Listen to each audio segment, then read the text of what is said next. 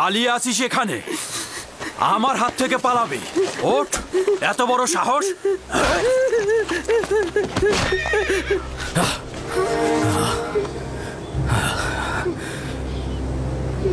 কি হলো আমার বুকের ভেতরটা? না জানি আমার ইউসুফ কোথায় আছে, কোন বিপদে আছে। শান্ত হন খোদার নবী। আমার ইউসুফ কোথায় আছে? কেমন আছে আমার ইউসুফ?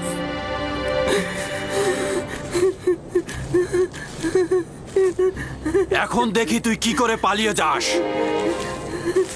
আমার সবচেয়ে বড় ভুল হয়েছে তোর পা দুটো না বাঁধা। পা বাঁধলে আর তুই পালাতে পারতি না।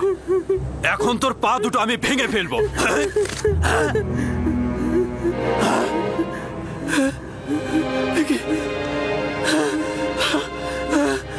আমার হাত, আমার হাত।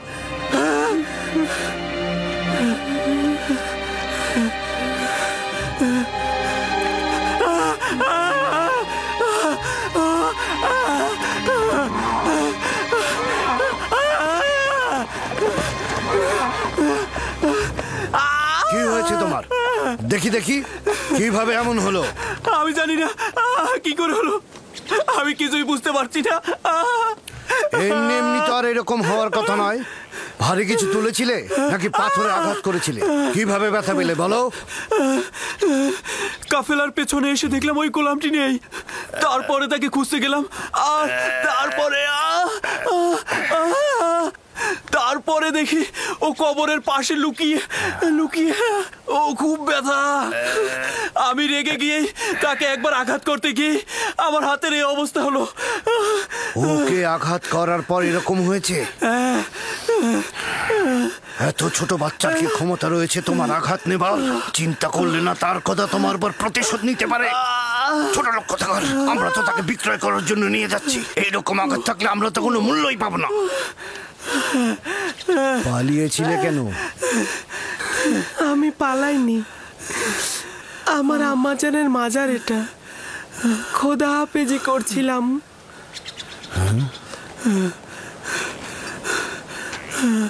গোলামের নাম নিশানা নেই, কিন্তু জাঁকজমকপূর্ণ কবর দেখছি।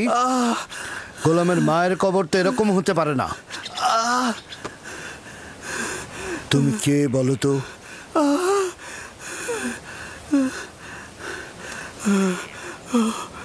আঘাতটা খুব বেশি লেগেছে না?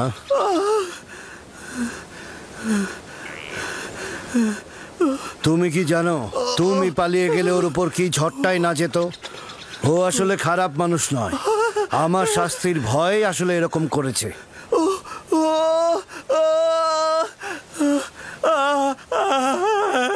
তাকে কি তুমি এখন ঘৃণা করছো? আমাকে ঘৃণা করতে শেখানো হয়নি।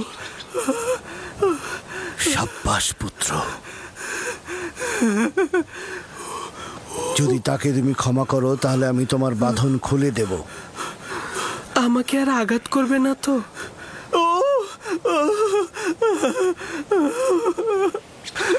ইব্রাহিমের খোদার কসম, আমি থাকতে আর কেউ কোনোদিন তোমার গায়ে হাত দিতে পারবে না।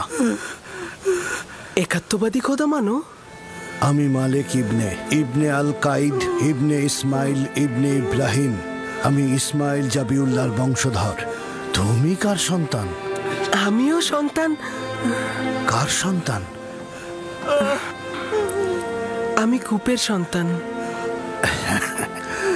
তাহলে বলতে চাচ্ছ না কে তোমার পিতা? বললাম তো আমি কূপেরই সন্তান। তুমি কালকে যে কূপটা দেখেছ, আমি সেখানেই জন্মেছি। হকের বার্তাবাহক আমার উপরে জাহির। আমি আর তোমাকে কখনো পরিচয় জিজ্ঞেস করব না। ইচ্ছে হলে পরিচয় দেবে, না হলে দেবে না। কিন্তু ওকে তুমি ক্ষমা করে দাও।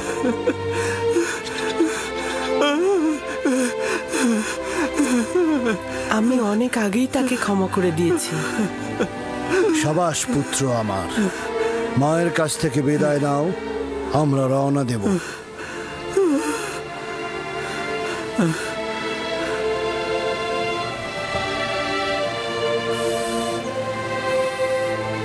সবাই প্রস্তুত হও, আমরা এখনই রওনা করব।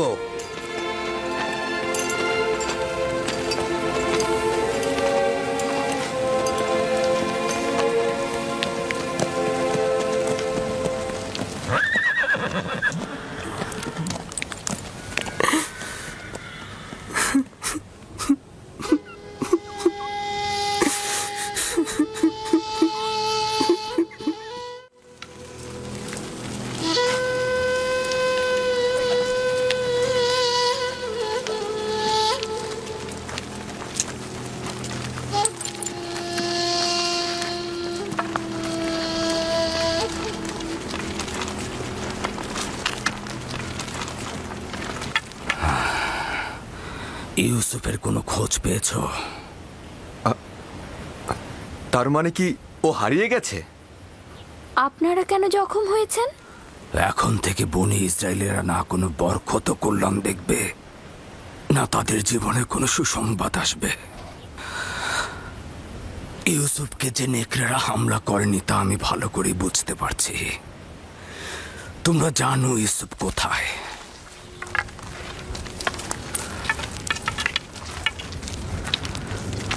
লাবি, আমি তোমার কাছে ইউসুফকে অর্পণ করেছিলাম। তুমি না থাকলে আমি ইউসুফকে মরুভূমিতে পাঠাতাম না। তুমি কেন লক্ষ্য রাখলে না? লাভি, ইউসুফ কোথায় বলো? আমি জানি তোমরা জানো ইউসুফ কোথায়। বলো ইউসুফ কোথায়? আমার ইউসুফকে এনে দাও, আমার ইউসুফকে এনে দাও, ইউসুফকে এনে দাও আমার। আমার ইউসুফ কোথায়?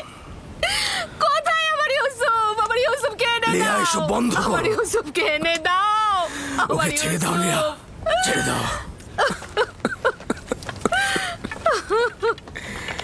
এসব কি লাভ আর? আমার এসব করে কোনো লাভ নেই। ছেলেটার কিছু বিষয় আমার অদ্ভুত লেগেছে। জানি না তোমরা লক্ষ্য করেছো কিনা।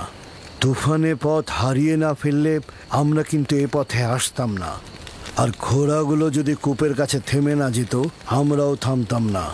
আর যদি তৃষ্ণার্ত না হতাম, তাহলে পানীয় উত্তোলন করতাম না।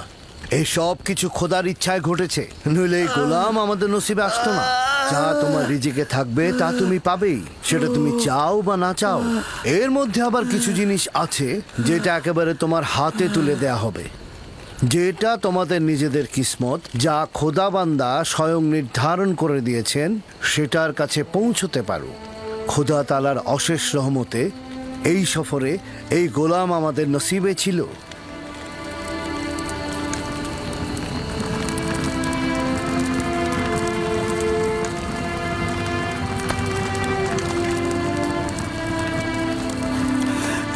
হে ইশতারে খোদা, আমাকে নাজাত দাও। হে ইশতারে খোদা, আমাকে নাজাত দাও। হে ইশতারে খোদা, আমাকে নাজাত দাও। আমি আর পারছি না, নাজাত দাও।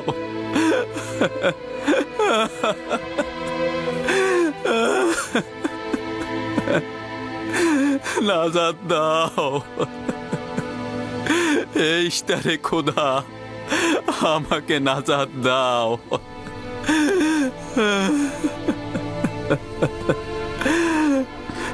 এই মহান ইশতার, নাজাত দাও, আমাকে নাজাত দাও। এই ব্যথা আমাকে কতল করে দিচ্ছে, আমাকে নাজাত দাও। এই ইশতারে খোদা, এই ব্যথা থেকে মুক্তি দাও।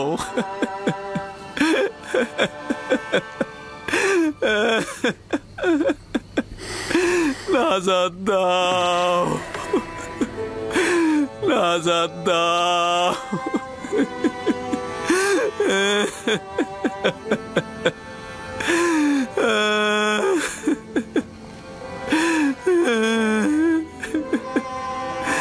আমাকে এই ব্যথা আমাকে কতল করে দিচ্ছে, আমাকে মুক্তি দাও, মুক্তি দাও।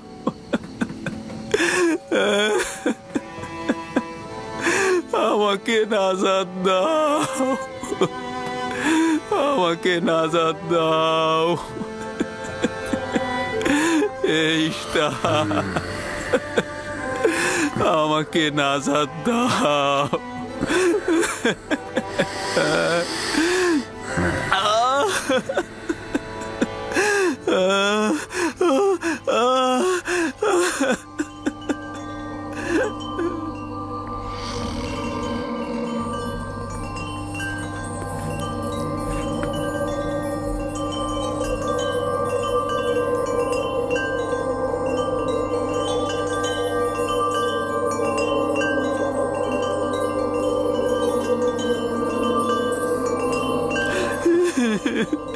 আমাকে মুক্তি দাও, এই ব্যথা থেকে মুক্তি দাও।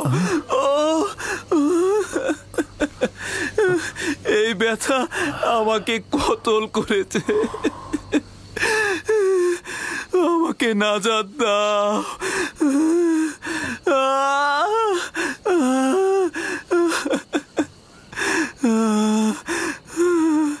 আমাকে নাজাত দাও।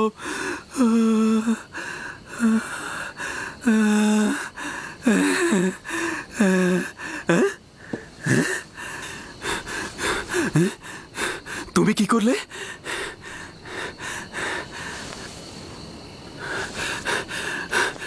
তোমার হাতগুলো আমাকে সাফা প্রদান করেছে। আমি তো কিছুই করিনি, সবাই তো এটাই করে। একটু মালিশ করে দিলেই তো ব্যথার পরিবর্তন হয়। কিন্তু এর আগে জনাব মালিক আমার হাতে কত কিছু দিল, মালিশ করলো, কই তখন তো ব্যথা কমলো না? এখন তো ব্যথা নেই।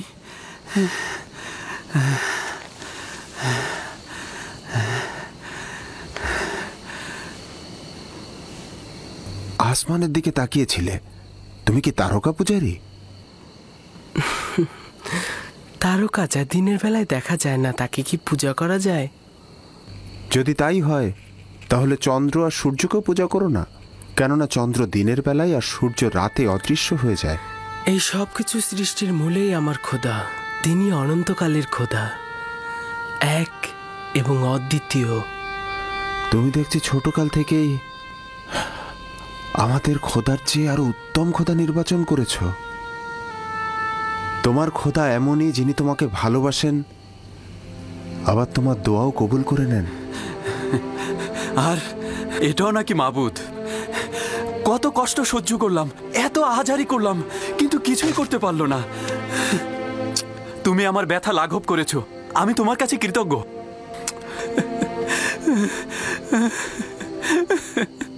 আমি তোমার কাছে কৃতজ্ঞতা জ্ঞাপন করছি। এই কয়েক ঘন্টায় ব্যথায় আমার জান যাবার উপক্রম হয়েছিল। আমি তোমাকে চর মারার জন্য তোমার কাছে ক্ষমা প্রার্থনা করছি। চরটি ভালো ছিল, যদি চর আপনার হেদায়েতের কারণ হয় তাহলে আমি সন্তুষ্ট। এই এলাকার অধিবাসী হিসেবে এখানকার সব পথ সম্পর্কে আমি অবগত। প্রতিবার আমি কাফেলারদের পথ দেখাই, কিন্তু এবার মনে হচ্ছে তুমি আমাদের পথ দেখাবে। হেদায়েত তার হাতে, তিনি যাকে চাইবে হেদায়েত করবে, যাকে চাইবে না হেদায়েত করবে না, তাকে অন্ধকারে ডুবিয়ে রাখবে।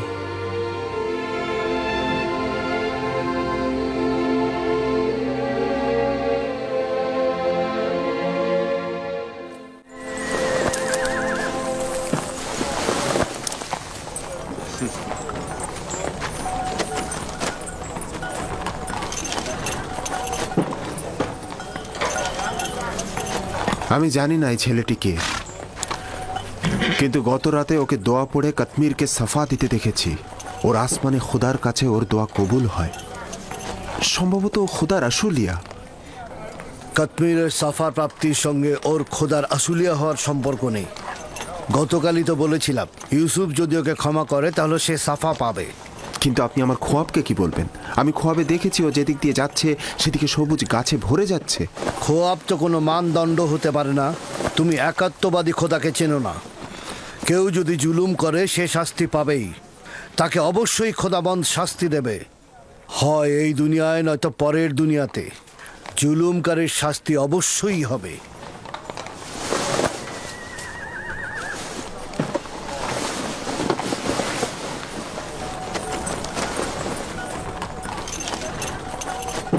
এই অঞ্চলটি সবুজ ও আনন্দময় ছিল, কিন্তু এবছর অনাবৃষ্টিতে আমাদের ফসলগুলো সব ঝুঁকির মুখে।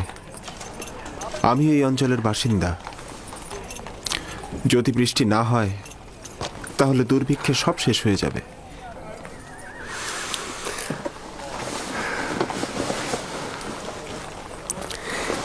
খোদাবান তার বান্দাদের উপরে রহম করবেন। জনাব মালিক, একজন কাফেলার অবস্থা খুবই খারাপ, আপনি একটু দেখবেন।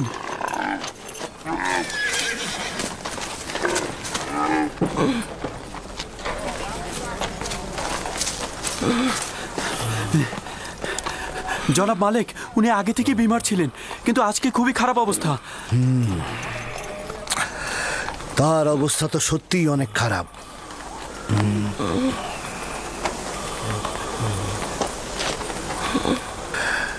তার তো নিঃশ্বাস আসছে আর যাচ্ছে। এই যাত্রায় তো মনে হয় না আর টিকবে। কিন্তু উপায় কি?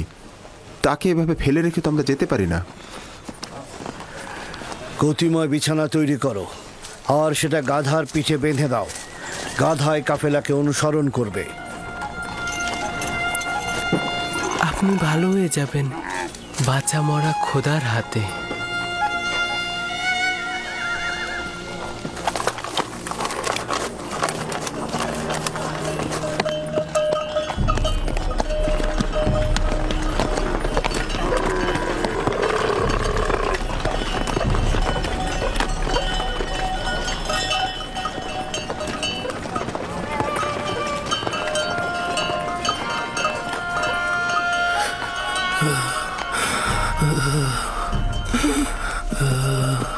প্রিয় পুত্র আমার, আমার আর সময় বেশি নেই। আমি আর বেশিক্ষণ বাঁচব না।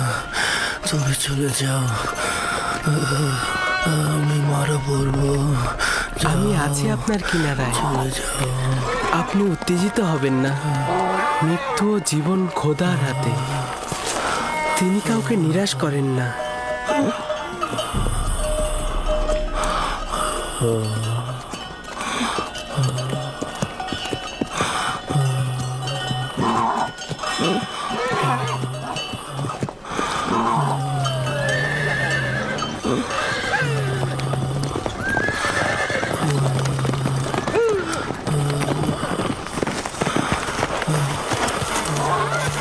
তুমি রোগীর সঙ্গে সঙ্গে কেন হাঁটছো? আমিও নিষেধ করেছি, কিন্তু আমার কথা শুনছেই না। আমি তাকে একা রেখে যেতে পারবো না। আপনি অনুমতি দিন, আমি তার সঙ্গে থাকবো। তার বিমারি কঠিন পর্যায়ে গিয়েছে। এখানে তো তোমার কিছু করার নেই। খোদাবান সাহায্যকারীদের ভালোবাসে। আপনি চিন্তিত হবেন না। লক্ষ্য রেখো ওর দিকে।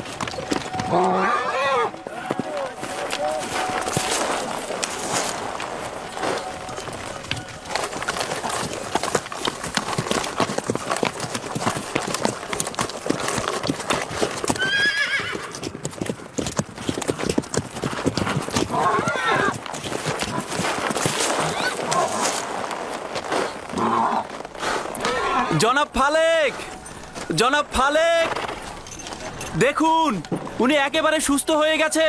উনি মৃত্যুর কোল থেকে নাজাত পেয়েছেন। দেখুন কি অদ্ভুত ঘটনা, উনি একেবারে সুস্থ হয়ে গেছেন। আপনি সত্যিই সুস্থ? দেখতেই তো পাচ্ছ, আমি দাঁড়িয়ে আছি। তুমি ওনাকে সাফা দিয়েছ? আমি যেভাবে কাশ্মীরের হাতকে সাফা দিয়েছিলে?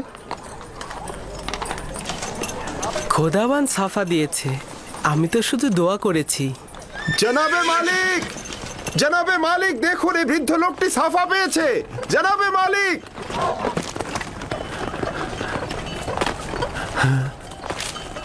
আচ্ছা, তুমি এই বিমার লোকটির সাথে থাকার জন্য কেন জোরাজুরি করছিলে? আমিও তোমার মতো পথ প্রদর্শক। ভালো প্রদর্শক সেই যে সুস্থভাবে কাফেলারদের মাকসাদে পৌঁছে দেয়।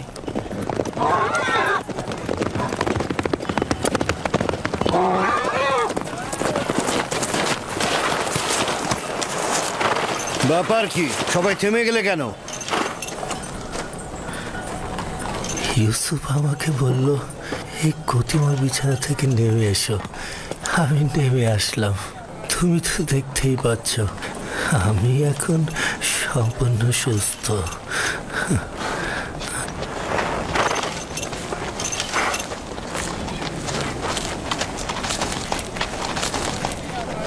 আরে আপনি তো সুস্থ হয়ে গেছেন। ইউসুফ আমার জীবন বাঁচিয়েছে, আমি ওর কাছেই ঋণী। ও যদি আমার সেবা যত্ন না করতো নিঃসন্দেহে আমি এতক্ষণে মারা পড়তাম। আমি তো শুধুমাত্র আপনাকে সামান্য যত্ন করেছি, এইটা তেমন কিছু নয়। উনি তো একেবারে মৃত্যু শয্যায় ছিলেন, ওনার বাঁচার কোনো আশাই ছিল না। আমি জানি না তোমার খোদা কেমন খোদা, শুধু এইটুকু জানি তিনি অনেক শক্তিশালী আর তোমাকে অনেক ভালোবাসেন। তুমি আমার জন্য দোয়া করলে আর তোমার দোয়াতেই আমি ভালো হয়ে গেলাম। তোমার খোদা তোমার দোয়া কবুল করে আমাকে সুস্থ করে দিলেন।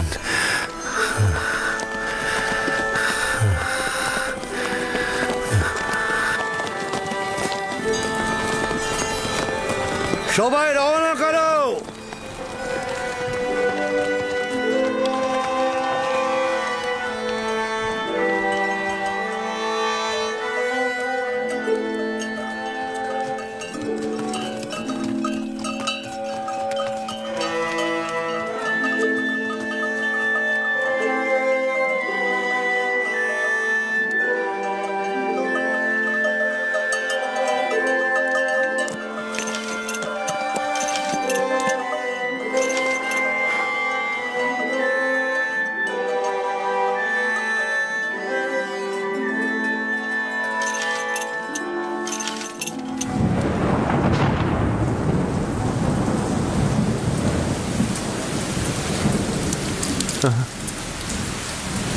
এই বৃষ্টি নিশ্চয়ই ইউসুফের ওসিলাই হচ্ছে।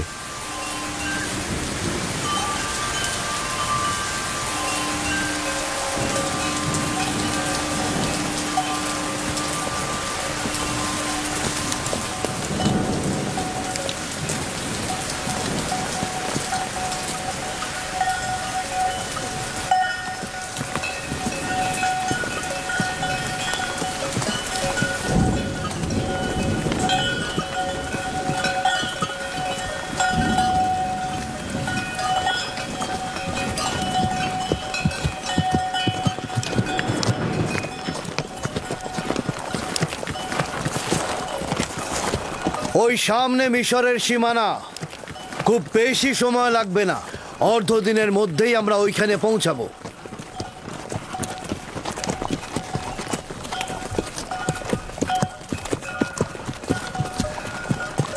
এখন পর্যন্ত যে আসলাম সীমান্ত রক্ষিত দেখিনি। কেনান, হেজাজ সহ এই সকল এলাকায় গোত্রভিত্তিক প্রশাসন ব্যবস্থা রয়েছে। এদের আয়তন এবং সীমানা সুনির্দিষ্ট নয়, কিন্তু মিশর প্রাচীন সভ্যতার অধিকারী এবং সুশৃঙ্খল সামরিক বাহিনীর অধিকারীও বটে। তবে সীমান্তের অধিকাংশ জায়গাতেই এদের প্রহরী রয়েছে। মিশরের ফেরাউন পৃথিবীর সর্বাপেক্ষা শক্তিশালী শাসক।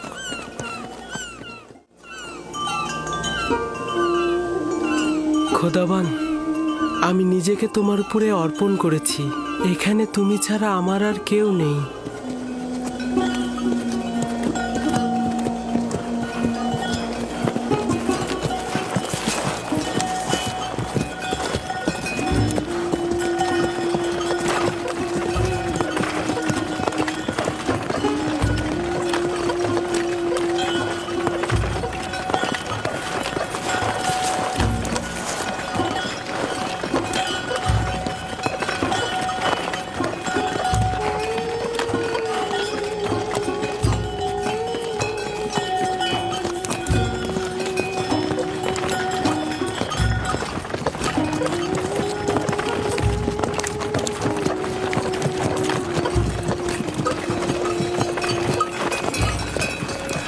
এটাই হচ্ছে মিশরের সীমান্ত।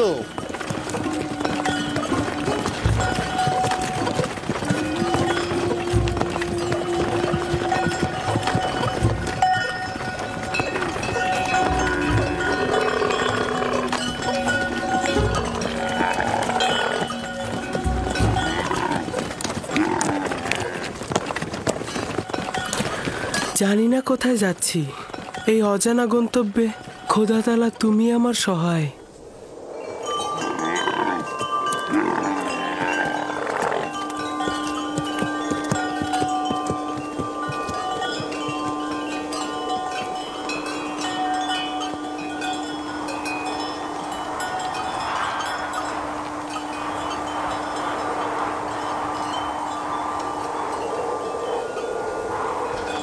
এই দাঁড়াও!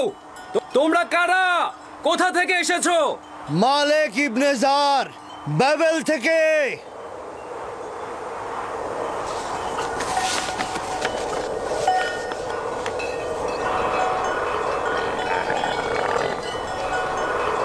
তোমরা যেতে পারো। চলো।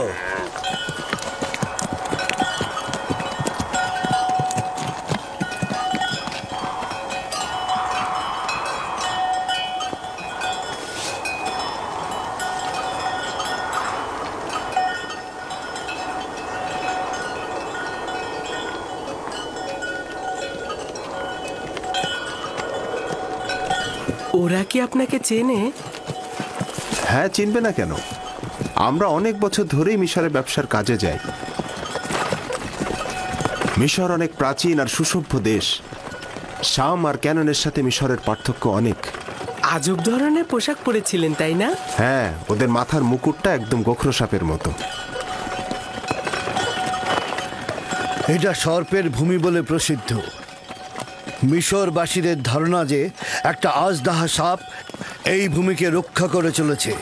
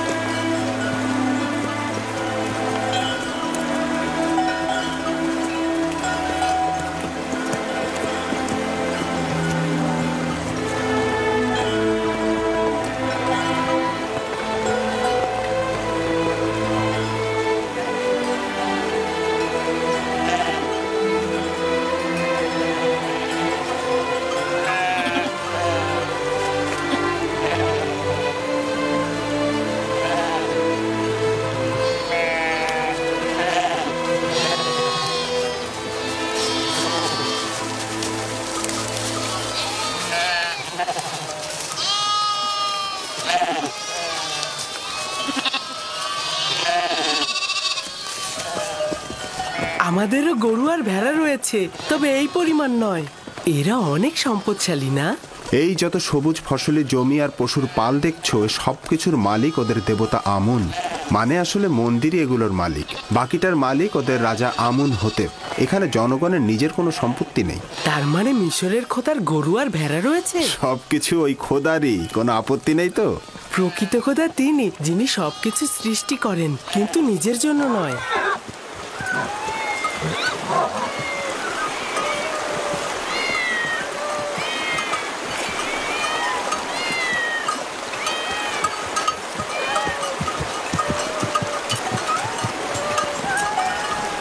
এই বিড়ালগুলো এখানে কি করছে? এই শহরের লোকদের খোদা হলো বিড়াল। এটাই এই শহরের মন্দির, শহরের ঠিক মুখে। এই শহরের মানুষ বিড়াল খুব ভালোবাসে।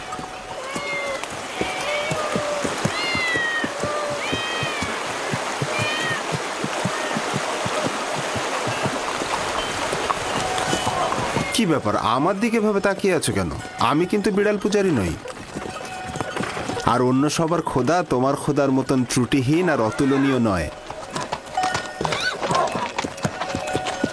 জনাবে মালিক, এই শহরের খোদা হচ্ছে বিড়াল, তারা আবার খাবারও খায়।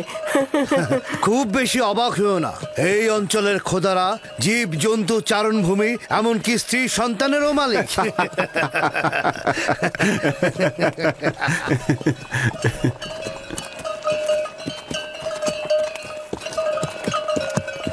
তার মানে মিশরে একাত্মবাদী খোদার ইবাদত হয় না?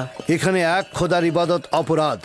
তুমি কখনো এক খোদার কথা কাউকে বলবে না, আর ভুলেও কখনো এদের খোদাকে তিরস্কার করবে না, তাহলে কিন্তু রক্ষা পাবে না।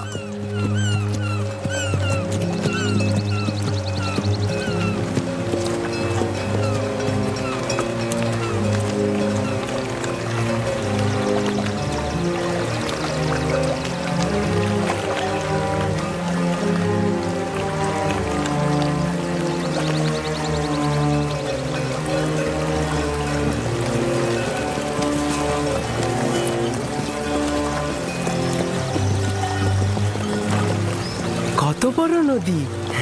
এটা কি নীল নদ? এটা ছোট নীল, নীলেরই একটা শাখা। নীল নদ এর চেয়ে আরো অনেক বড় আর পবিত্র।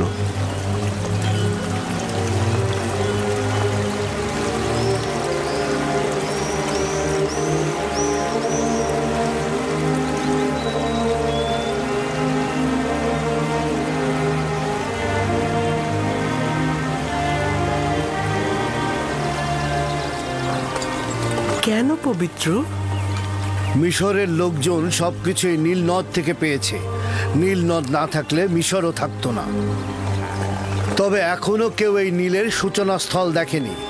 বলা হয় মিশরের খোদা এর উৎপত্তি স্থলটা জানেন। এই নদী দক্ষিণ দিক থেকে উত্তরে প্রবাহিত হয়েছে এবং ভূমধ্য সাগরে গিয়ে মিশেছে।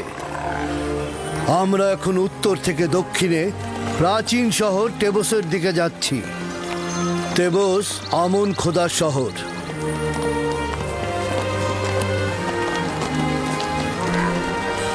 নীলের ওই পাশটা পশ্চিমে মৃত ব্যক্তিদের দুনিয়া। ওই যে বড় পিরামিডগুলো মিশরের ফেরাউনের সমাধি। এটাকে মমফিস বলা হয়। এই জায়গা থেকে নীল নদ বিভিন্ন শাখা প্রশাখায় বিভক্ত হয়েছে।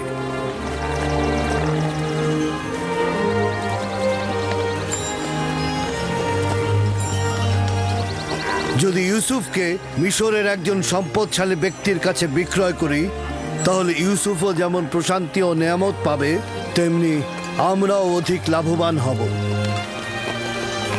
আফসোস, যদি ইউসুফকে বিক্রি না করা লাগতো। সেটা সম্ভব নয়।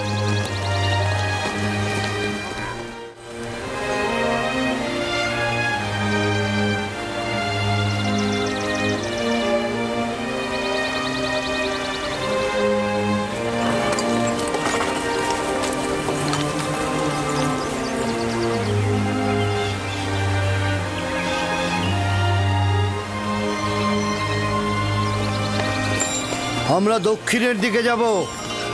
সম্মুখে একজন মৃত ব্যক্তির সমাধি দেখা যাচ্ছে। ওই যে পশ্চিম দিকে দেখো।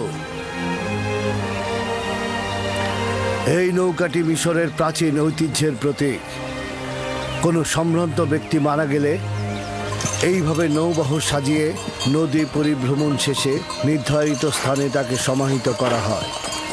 ওই যে দূরে অনেকগুলো দরজা দেখছো, ওটা এই নগরীর প্রধান ফটক। আমরা ওই পথ দিয়ে প্রবেশ করব।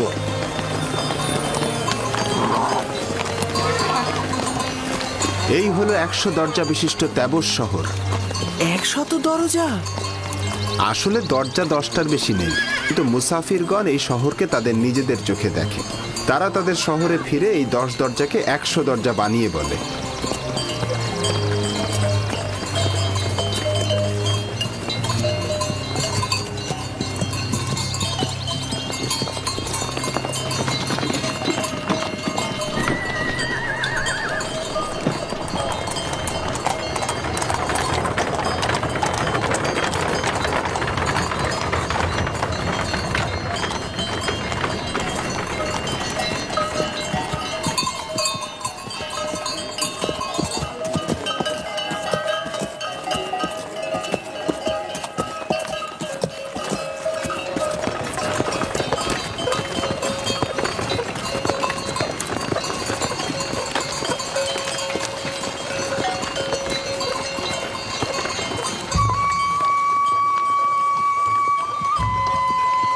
মালিক ইবনে জার, বাবেল থেকে।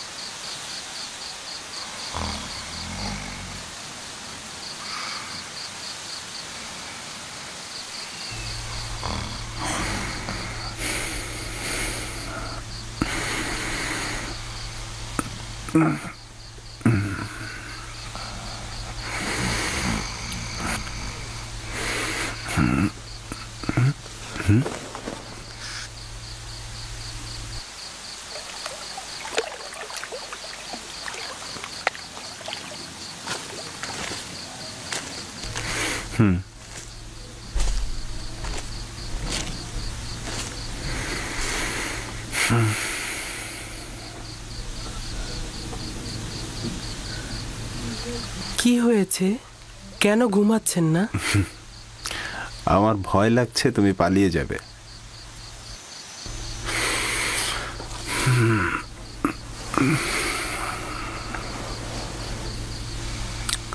আসলে তুমি কে? তুমি খুব সাধারণ কেউ না।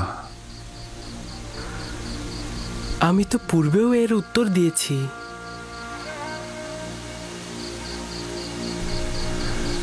আমার খোদা তোমার খোদার থেকে দুর্বল আর অক্ষম। তোমার খোদার সম্পর্কে বলবে?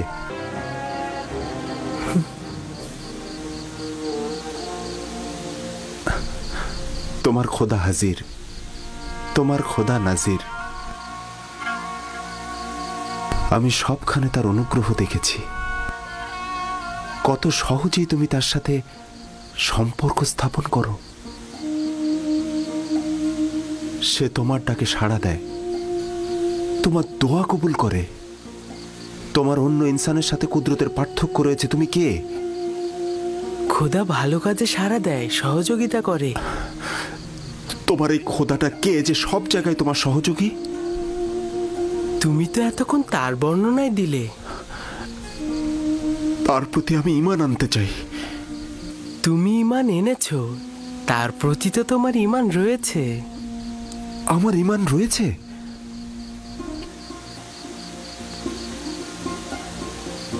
তুমি আমার খোদাকে সবখানে হাজির দেখেছো, তাকে সব কর্মে শক্তিশালী জানো।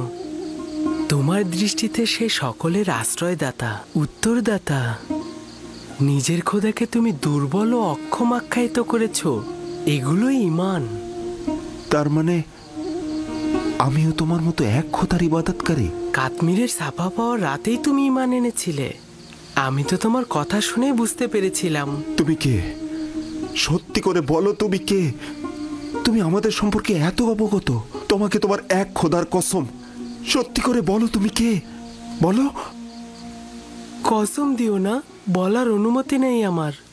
আমার ইচ্ছায় কিছুই হচ্ছে না, সবকিছু খোদা তাআলার ইচ্ছাই হচ্ছে। এবং সেই পবিত্র ইচ্ছা পূরণের জন্যই তিনি আমাকে মিশরে এনেছেন।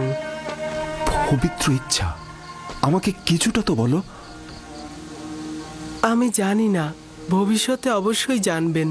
আমি চাই না মালিক তোমাকে বিক্রি করুক। আমি অবশ্যই বাধা দেব। খোদাবান সব বিষয়ে অবগত। যদি তিনি আমাকে গোলাম হিসেবে চান, আমি রাজি।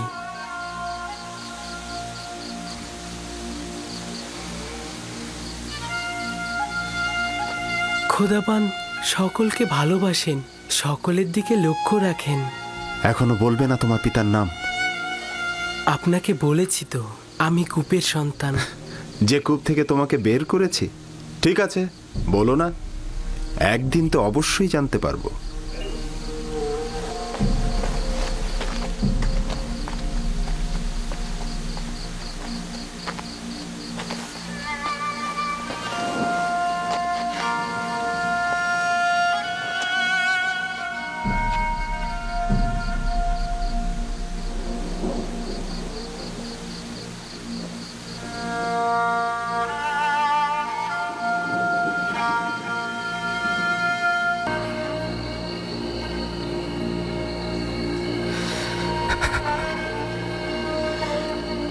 ক্ষমাশীলদের চাইতে অধিকতর ক্ষমাশীল,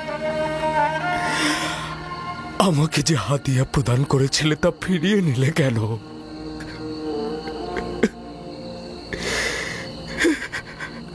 বিজ্ঞজনেরা যা প্রদান করে তা ফিরিয়ে নেয় না, তুমি এটা ফিরিয়ে নিলে কেন? আমার ইউসুফকে তুমি ফিরিয়ে দাও।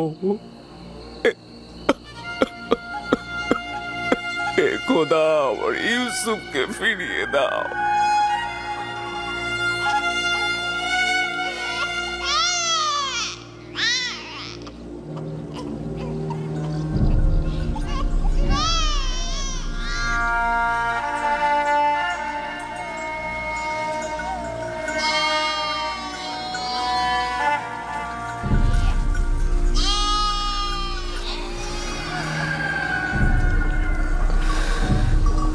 যেখানে থাকো নিজের হেফাজত করো। আমার বিশ্বাস তুমি এখনো জীবিত আছো।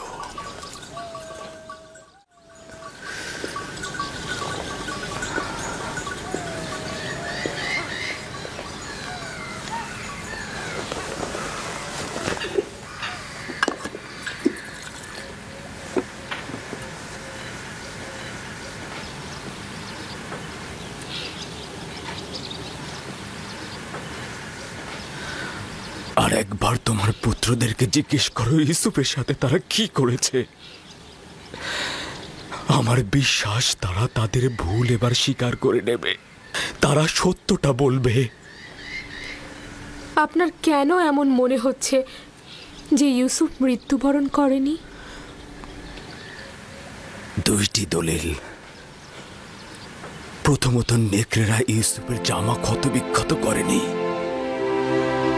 আর দ্বিতীয়, আমার মন বলছে ইউসুফ এখন জীবিত আছে। খুবই ভালো।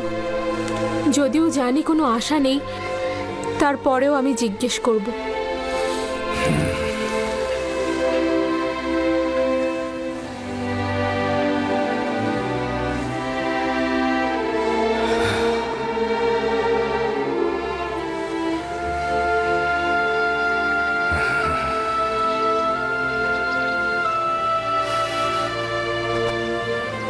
আমি চাই তারা তাদের ভুল স্বীকার করে তওবা করুক। সম্ভবত খোদা তাআলা তাদের গুনাহ মাফ করে দেবে। নিজের চোখে দেখিনি, কিন্তু সবকিছু দেখে আমাদের মনে হয়েছে ইউসুফকে নেকড়েরাই খেয়েছে। আর এটা কতবার বলবো? যদি দরকার হয় তাহলে 1000 বার বলবে তুমি। তুমি যদি ছোট থাকতে তাহলে মিথ্যে বলার জন্য তোমাকে চাবুক পেটা করতাম। যদি নেকড়েরা ইউসুফকে ছিন্ন ভিন্ন করে থাকে তাহলে তার পিরান কি করে ঠিক থাকলো? আরে বাবা, তা আমরা কি করে বলবো? আমরাও তো বুঝতে পারছি না এটা কি করে ঘটলো। তোমাদের সবাইকে অভিশাপ দিচ্ছি, তোমরা সবাই মিথ্যে বলছো। নেকড়েরা ইউসুফকে কিচ্ছু করেনি। মানুষরূপী নেকড়েরা ইউসুফকে ছিঁড়েছে, মানুষরূপী।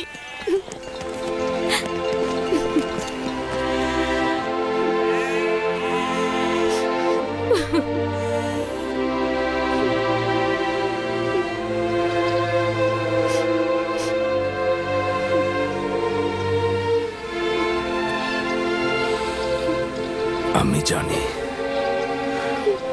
ওরা আবারও বলেছে নেকড়ে ইউসুফকে খেয়ে ফেলেছে। আশা করি খুব দেরি হবার পূর্বেই ওরা ভুল স্বীকার করবে। 110 কেউ আছে? 250। 250। আমি 300 দেব। 300। 300। আর কেউ আছে? আর কেউ? 300। আর কেউ আছে?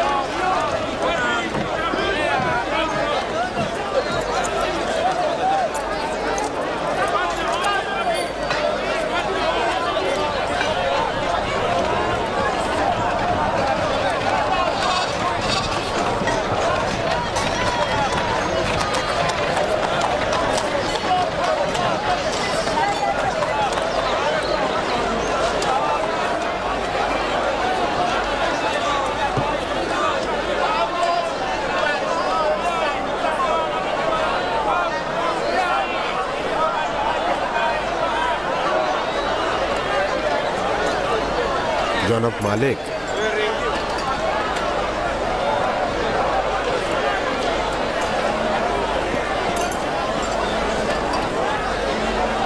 ওকে বিক্রি করবেন না।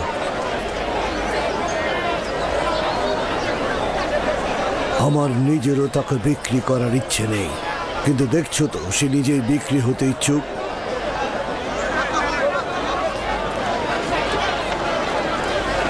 এই গোলামটার মূল্য কত? আমি দাস বিক্রি জানি না, কিন্তু এটা জানি যে সে খুবই সুদর্শন এবং মেধাবী। সে শিক্ষিত, সেই জন্য তার মূল্য অনেক উচ্চতর হয়েছে। আমি তাকে সস্তায় বিক্রি করব না। সে কিন্তু মন্দিরের জন্য খুব ভালো খেদমতকার হবে। এরকম সৌম্য চেহারার খেদমতকার হলে সবাই কিন্তু আকৃষ্ট হবে। ওকে আমাদের খরিদ করতেই হবে। 50 থেকে শুরু করি, কি বলেন? 50 দেব, বিক্রি করবে? তার মূল্য এর চাইতে অনেক বেশি জনাব। 100 দেবন দেব। এর থেকেও বেশি প্রাপ্য। বেশি দেবার প্রস্তাব কারো আছে?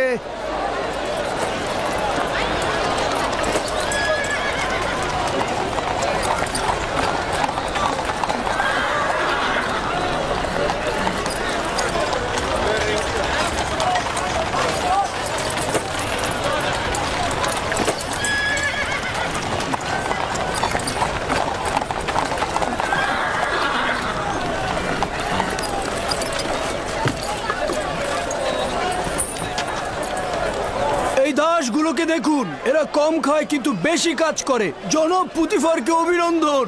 খোশ আমদেদ, খোশ আমদেদ। জনাব, এই দাসগুলো খুবই শক্তিশালী। দুটো ঘোড়ার কাজ একাই করে দেবে। কেমন দাম এদের? আগে দেখুন না, ভেড়ার মতন শান্ত। 300 দেবন দেবেন? 100 করে পাবে। কি বলছেন জনাব? 100 দেবন অনেক কম হয়ে যায়। দেখুন কি সুন্দর চেহারা। আচ্ছা ঠিক আছে, আপনি 200 দেবন দেবেন। যতই কথা বলো, 100 দেবনের বেশি তুমি পাবে না। জনাব একটু বিবেচনা করুন। ঘোড়ার মতন শক্তিশালী, ভেড়ার মতন শান্ত। আমি তোমাকে বলেছি বিক্রয় না করতে চাইলে রেখে দিতে পারো। কি বলছেন জনাব? বাচ্চাটা কিন্তু অনেক সুদর্শন, কি বলো, তাই না? হ্যাঁ, সামর্থ্য থাকলে কিনে নিতাম। কত দিব বলে? আচ্ছা ঠিক আছে, ঠিক আছে।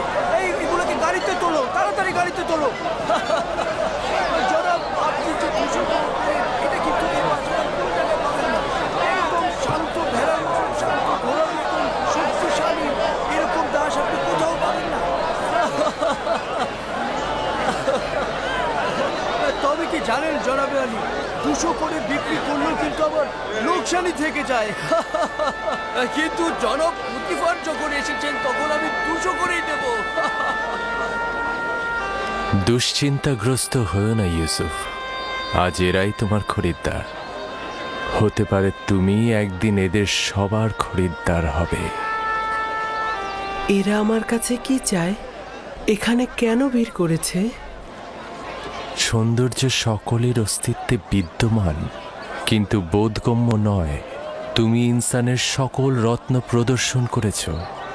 তারা ইউসুফের নিজের সত্তার মূল ও হাকিকত উপভোগ করতে দাঁড়িয়েছে। তারা সুন্দরের পিছনে ছুটছে কেন? নিজেদের ভিতরে লুকায়িত সৌন্দর্য কি তারা দেখতে পাচ্ছে না? নিজেদের ভেতরের সৌন্দর্য দেখতে অন্তর্চক্ষু দরকার। এখানে তোমার সত্তার উপস্থিতিতে তারা মূর্তিমান হয়ে গেছে। কিন্তু তা তো কেবল বাহ্যিক দৃষ্টিতেই সীমাবদ্ধ থাকে। সকলেরই দৃষ্টি রয়েছে ইউসুফ, কিন্তু অন্তর্দৃষ্টি সকলের নেই। এই পরিস্থিতিতে আমিও তাদেরই ন্যায়। যদি তারা নিজেদের সৌন্দর্য বুঝতে পারত, আমাকে কেনার জন্য এত আগ্রহী হতো না। তারা না যতটা ইউসুফকে পছন্দ করার কারণে, তার চাইতেও খোদার খলিফাকে দেখার আগ্রহের কারণে হাজির হয়েছে। আদমকে সিজদা দেবার জন্য ফেরেশতারা উৎসুক হয়েছিল। এটা জানো ইউসুফ? 250 দেবন, 250 দেবন, 250 দেবন, 300 দেবন, 300 দেবন, 300 দেবন, 300 দেবন। আর কেউ আছেন?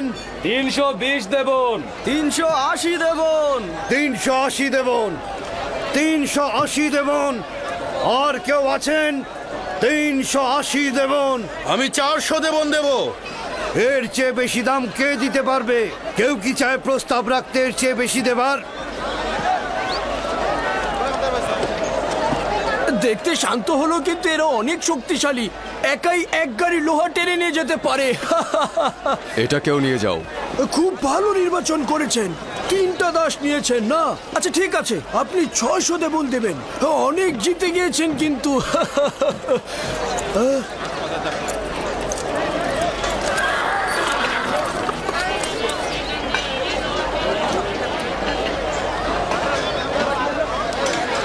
এই 3 জন দাসকে দিয়ে কিন্তু আপনি 30 জনের কাজ করে নিতে পারবেন। তাকে 300 দেবন দিয়ে দাও। হ্যাঁ আলী জনাব, আমার তো 600 দেবন হয়েছে। হায় হায়, বড় লোকসান হয়ে গেল। পরের বার কিন্তু পুষিয়ে দেবেন জনাব।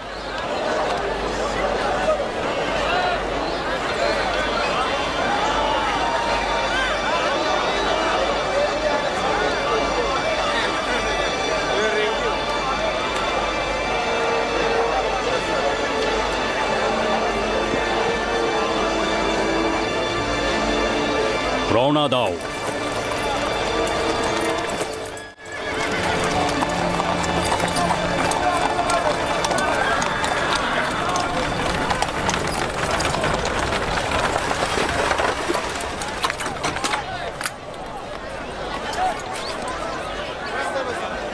এক 1010 দেবন দেব আমি। 1020 দেবন দেব আমি। 1100 দেবন।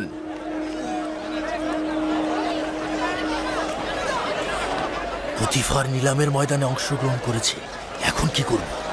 যে করেই হোক ওকে কিনতেই হবে। পুতিফার আর কতই মূল্য দেবে ওকে কিনতে? আমি ওর জন্য 1200 দেবন দেব। ওকে কিনতে 1300 দেবন দেব আমি। 1300 দেবন উঠেছে। এর চেয়ে বেশি কি কেউ দিতে চায়? যতটা মূল্য আমরা হেঁকেছি তা দিয়ে কিন্তু 10টা গোলাম কেনা যেত। কিন্তু পুতিফারকে যে করেই হোক আমাদের কিন্তু হারাতেই হবে। 1500 দেবন দেব আমি। 1500 দেবন দেবেন উনি। কেউ কি আছেন এর মোকাবেলা করার? কি লজ্জার ব্যাপার, মনে হচ্ছে যেন আসবাবপত্র ক্রয় বিক্রয় হচ্ছে। এই বালক যে কত অমূল্য তা যদি এরা জানতো তাহলে একে বাজারে তুলে এরকম দরদাম হাঁকাতো না।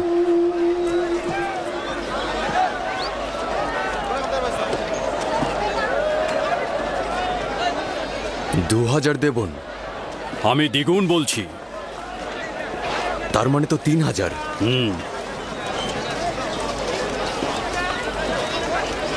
3000 দেবন। 3000 দেবন। জনাব পুতিফার সেনাবাহিনীর প্রধান, তিনি মিশরের সম্ভ্রান্তদের একজন। তিনি 3000 দেবন প্রস্তাব রেখেছেন। জনাবে পুতিফার 3000 দেবন প্রস্তাব রেখেছেন। কার এত ক্ষমতা আছে যে জনাব পুতিফারের সাথে প্রতিযোগিতায় নামে? আপনাকে মোবারকবাদ, এখন থেকে এই গোলামের মালিক আপনি। আপনাকে এই নিশ্চয়তা দিচ্ছি যে একজন পরিপূর্ণ শিক্ষিত এবং আদব কায়দা জানা একজন গোলাম কিনেছেন। অনেক সৌভাগ্য, কল্যাণ এবং বরকতময় গোলাম। এই গোলাম জনাব পুতিফারের কাছে বিক্রয় করা হলো।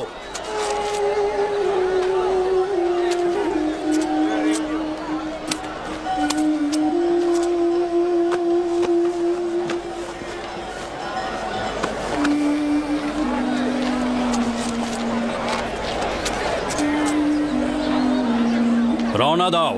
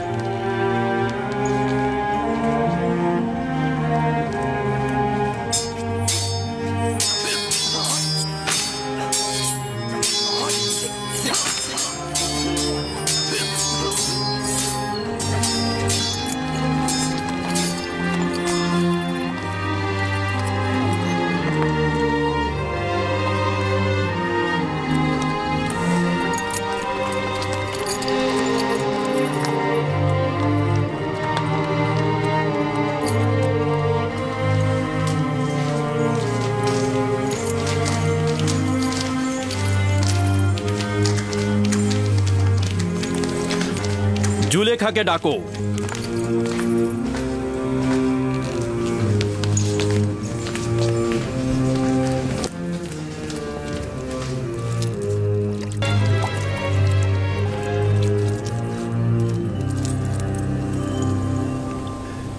জনাবে আলী, এই অদ্বিতীয় মুক্তটাকে কোথা থেকে নিয়ে এলেন? কিনে এনেছি, তাও আবার অনেক বেশি মূল্য দিয়ে। যত মূল্য দিয়ে কেনেন না কেন, তারপরে কম হয়েছে। ও তো নির্বোধ যে হীরকটাকে বিক্রি করেছে। তাকে তো মৃতদের দেশে পাঠিয়ে দেওয়া উচিত। সকলে গোলাম বিক্রি করে স্বর্ণ জহরত হাতে পাবার জন্য, কিন্তু ওই নির্বোধ এই গোলামকে বিক্রি করে কি পেয়েছে? কিছুই পায়নি। আফসোস। আপনি মহানুভব, আমি গোলাম ছাড়া কিছুই নই। পুতিফার প্রাসাদে খোশামদের পুত্র আমার। কৃতজ্ঞতা জ্ঞাপন করছি জনাবে আলী। আসতে না আসতে একেবারে হইচই ফেলে দিলেন। আমাকে জরুরি তলব করার কারণ জানতে পারি কি? এই হাদিয়া তোমার পছন্দ হয়েছে?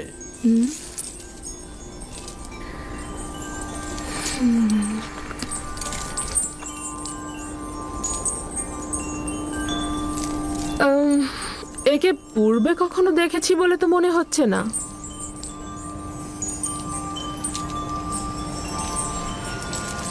স্বপ্নে হয়তো বা কোথাও তাকে দেখেছিলাম। যাজ্ঞে সে কথা। আমার কিন্তু ওকে অপরিচিত লাগছে না।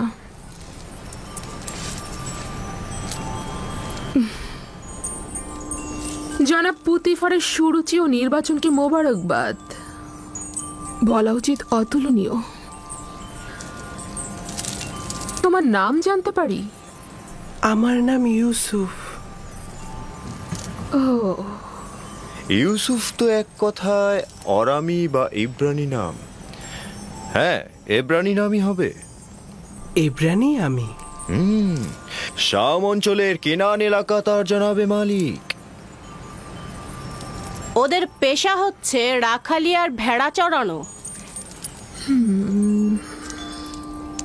ইউসুফ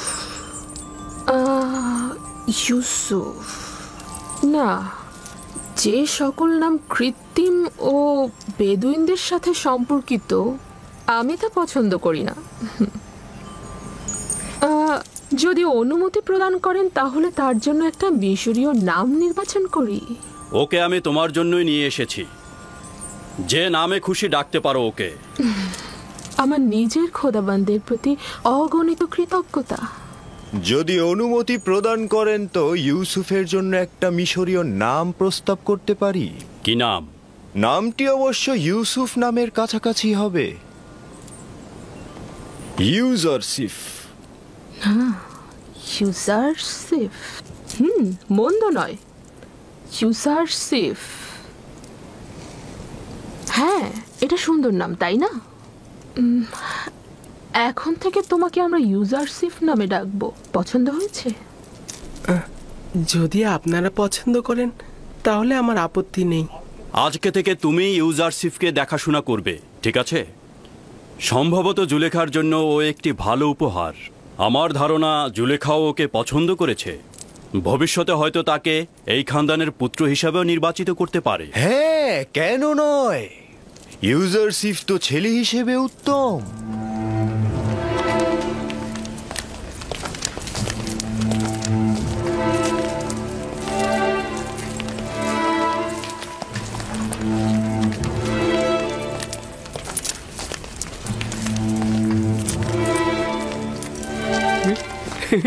ও মা, কি সুন্দর ছেলে! এরকম সুন্দর ছেলে তো আমি জিন্দেগিতে দেখিনি। হ্যাঁ, আমিও দেখিনি। তবে তার চেহারা কিন্তু গোলামের মতো নয়।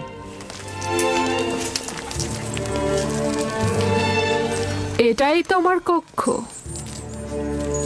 পছন্দ হয়েছে?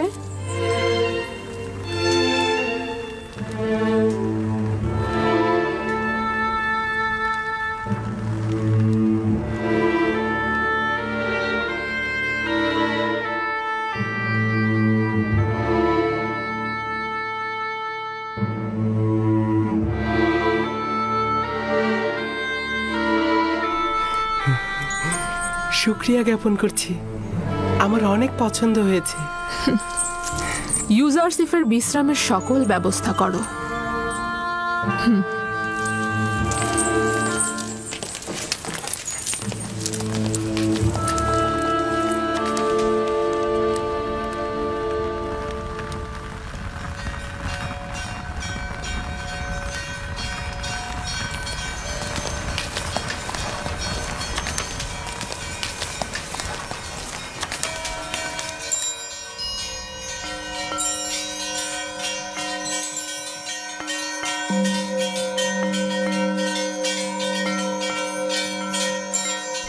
এই সবের জন্য তোমার প্রতি অনেক শুকরিয়া হে পরওয়ারদিগার। তুমি আমাকে অনেক সুখ ও স্বাচ্ছন্দ্যের আনুকূল্য দান করেছো। হে ইউসুফ, এইভাবে খোদা তোমাকে আর্থিক স্বাচ্ছন্দ্য ও সমুন্নত মাকাম অনুগ্রহ করছে। তোমাকে কূপের থেকে ইজ্জতের শৃঙ্গে এবং উচ্চতর জায়গায় পৌঁছাবেন এবং তোমাকে খোয়াবের ব্যাখ্যা বিশ্লেষণ শিক্ষা দিয়েছেন, যেন এইসব স্বপ্নের ব্যাখ্যাকারীদের ভাষার ইলমের চাইতে অধিকতর জ্ঞাত এবং সব রকম ওস্তাদির কসরত তুমি দেখাতে পারো।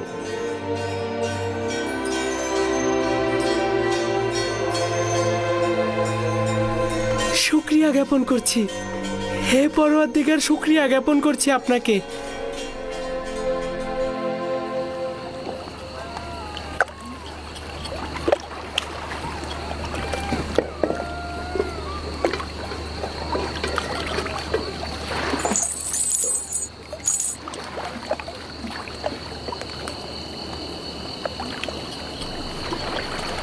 আপনি লোকসান করলেন।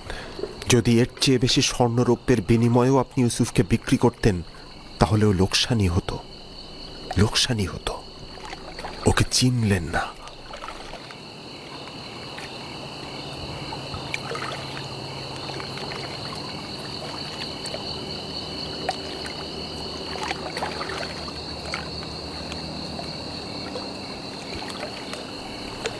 তুমি বুঝতে পারছো কি বলছো? হ্যাঁ, তুফানে আমরা আটকা পড়েছিলাম।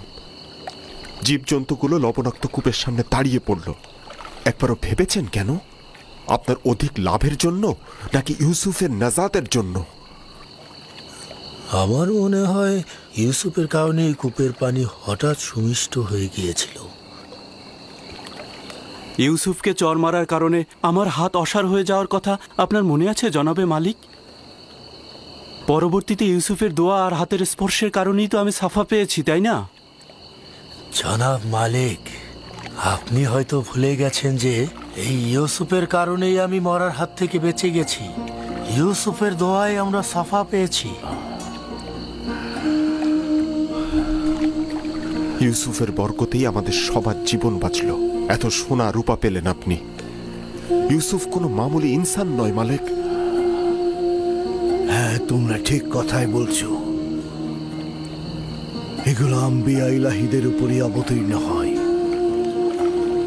কিন্তু কেন আমি বুঝতে পারলাম না এই ইউসুফ কে ছিল, কেন সে তার পরিচয় গোপন করলো। এসব কি বললে ফালিক? কেন আমার আনন্দ আহ্লাদকে বিষণ্ণ করে দিলে? এতক্ষণ ভেবেছি কতই না লাভ করেছি, কিন্তু লাভের থেকে বেশি খেসারত দিয়েছি। হায় ফালিক হায়, আমি তো একজন গোলামকে নয়, সম্ভবত আমি একজন আম্বিয়া ইলাহিকে বিক্রি করেছি। তার ব্যবহার ও কথা বলার আদব এবং তার মহানুভবতাও লক্ষ্য করেননি। ওর বিদ্বেষহীন চোখ আর ন্যায়পরায়ণ রুহু কেন দেখলাম না? আমি আজ থেকে পূর্ববর্তী খোদাদের দোজকে নিক্ষেপ করে তার খোদাকে নির্বাচিত করেছি। আমি অবশ্যই খেসারতের ক্ষতিপূরণ দেব, আমি অবশ্যই কিছু করব।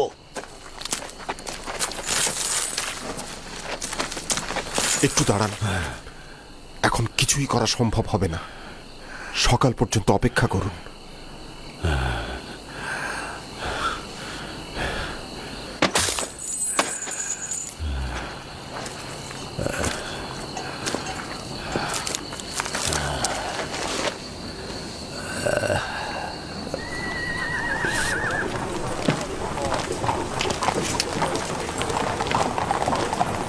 জনাব পুতিফারের প্রাসাদটা কোন দিকে? ওইদিকে শেষ প্রান্তের প্রাসাদটিতে চলে যান।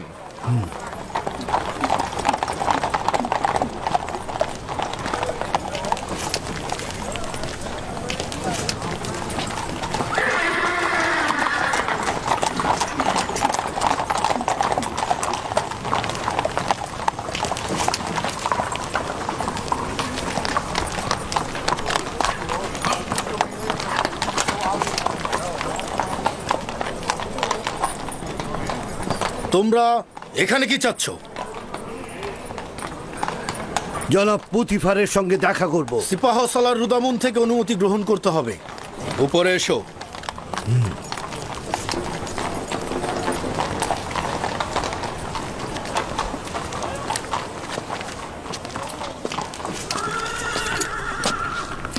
জনাব সিপাহ সালার, আলী জনাব পুতিফারের সাথে দেখা করতে চান তারা। জনাব পুতিফারের সঙ্গে কি কাজ রয়েছে তোমাদের? আপনারা তাকে বলুন যে গতকাল যে গোলাম কিনেছে তার মালিক তার সঙ্গে দেখা করতে এসেছে। আমি জিজ্ঞেস করেছি কি কাজ রয়েছে তার সঙ্গে। আর তার কাছ থেকে কিছু বেশি মুদ্রা নেওয়া হয়েছে, আমি এটা তার কাছে ফেরত দিতে চাইছি।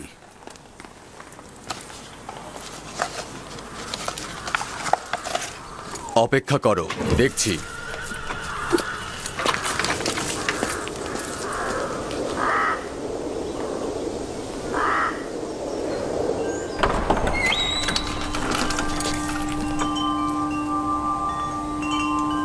কি হয়েছে রুদামুন? কোনো জরুরি খবর? এই গোলামের বিক্রেতা আপনার সঙ্গে দেখা করতে চায়।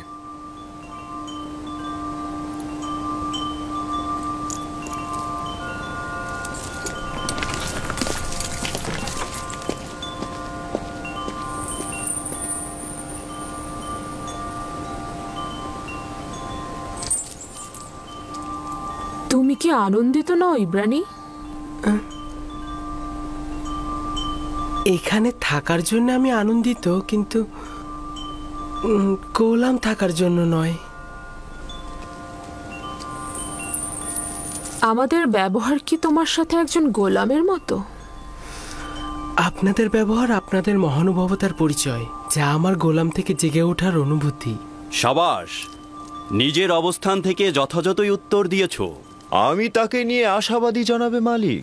সে কিন্তু দারুণ পড়তেও লিখতে পারে। এই সব প্রশংসা ঠিক আছে হানিফার, কিন্তু আমার মনে হয় কথা যত কম বলা যায় ততই ভালো।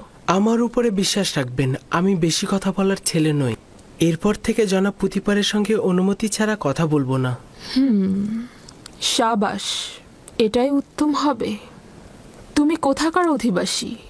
তোমার পিতামাতার নাম? মালকিন, আপনি হয়তো তার কাছ থেকে তার বংশ পরিচয় জানতে চাইছেন, কিন্তু মরুভূমিতে যে ভেড়া চড়ায় তার বংশ পরিচয় দেওয়ার আর কি বাকি থাকে? কেউ কি তোমার কাছে মতামত চেয়েছে? তবে আমি কিন্তু ইউজারসিফের চেহারার মধ্যে সম্মানিত ব্যক্তি ও কুলীন বংশের নিশানা পেয়েছি।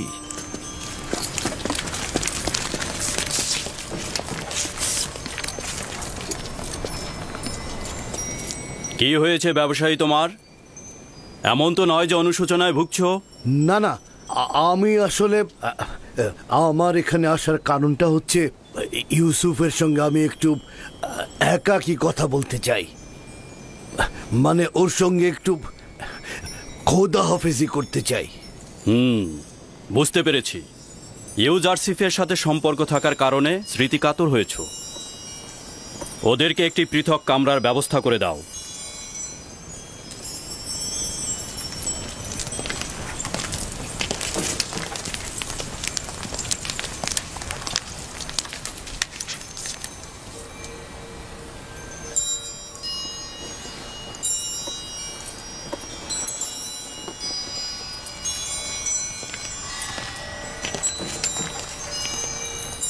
দেখলে তো ওর সাথে সম্পর্ক ছিন্ন করা কতটা মুশকিল।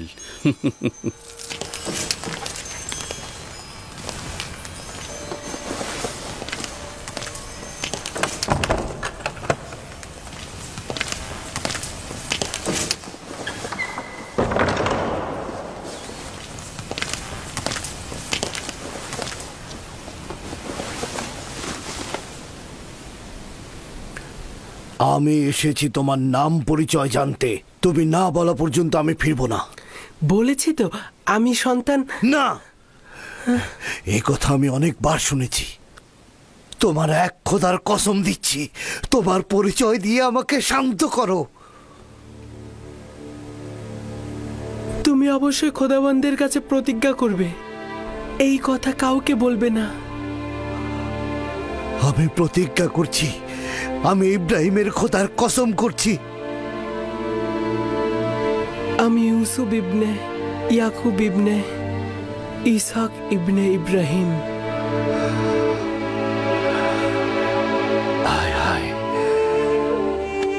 কি করলাম?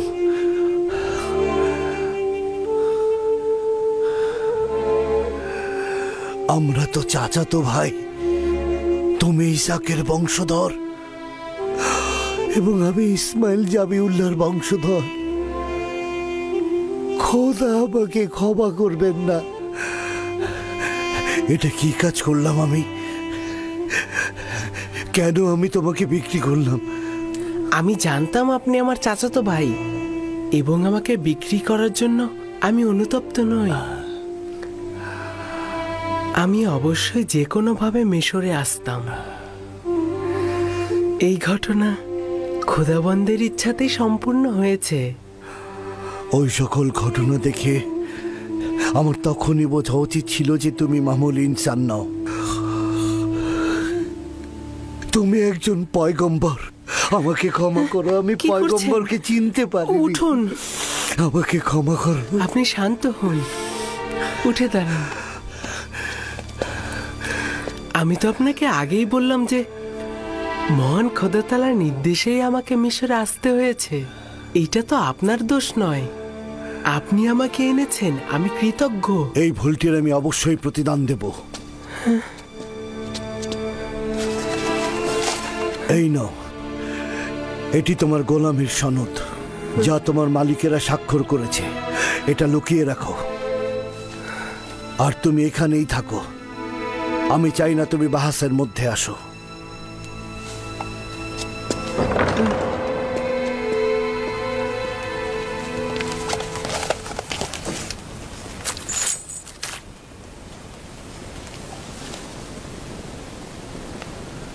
আমি মিশরের প্রিয় আলী জনাব পুতিফারের কাছে ক্ষমা প্রার্থনার আবেদন করছি। আমি অসহায় হয়ে তার কাছে একটা লেনদেনের তাগাদ করব। বান্দা ইউসুফকে আমি বিক্রি করব না।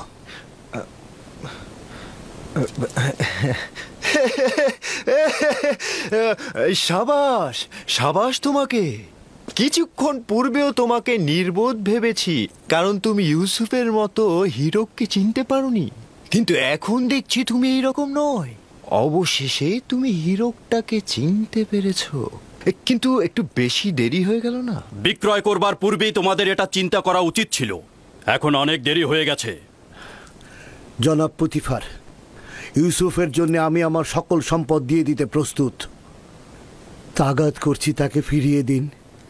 তুমি কি শুনতে পাওনি? জনাব পুতিফার বলেছেন আর কোনো কিছুর বিনিময়ে ইউজারশিপকে ফেরত দেওয়া হবে না। আমি স্বীকার করছি এই লেনদেনের জন্য আমি অনুতপ্ত।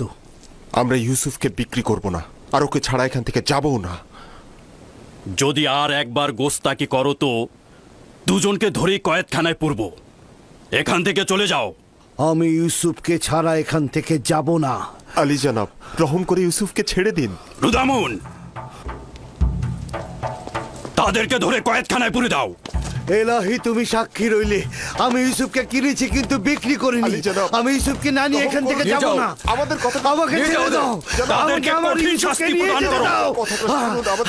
আমার ইউসুফ, ইউসুফ নিয়ে যাও। কি হলো তোমাদের? দ্রুত নিয়ে ছেড়ে দাও, আমাকে ছেড়ে দাও। ইউসুফ, ইউসুফ।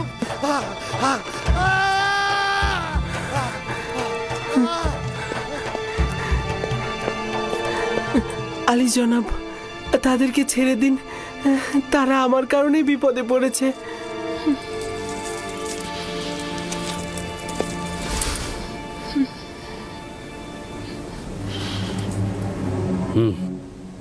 তাদের জন্য কঠিন শাস্তি পাওনাই উপযুক্ত ছিল। অনুরোধ করছি। শুধু তোমার কারণেই আমি ওদেরকে ক্ষমা করে দিলাম। তাদের আজাদ করে দিতে বলো, বন্দি করবার দরকার নেই।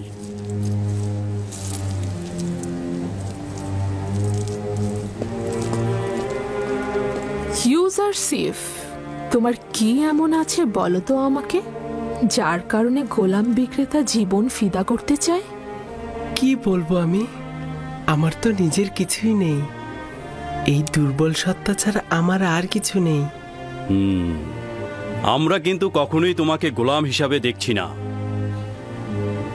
আর তাছাড়া তোমাকে যে অর্থ দিয়ে খরিদ করেছিলাম সেটাও তো ফেরত দিয়ে গেল তারা। আমি মূল্য বুঝি না এমন নয়, আমাদের মধ্যেকার সম্পর্ক লেনদেনের হোক, আমি এটা চাই না। আমি এই উপহার দেওয়ার জন্য আপনাকে শুকরিয়া জ্ঞাপন করছি। কারি মামা, ইউজারশিপকে উষ্ণ পানিতে গোসল করিয়ে পোশাক পরিধান করাও। যা আজ্ঞা আমার বানু।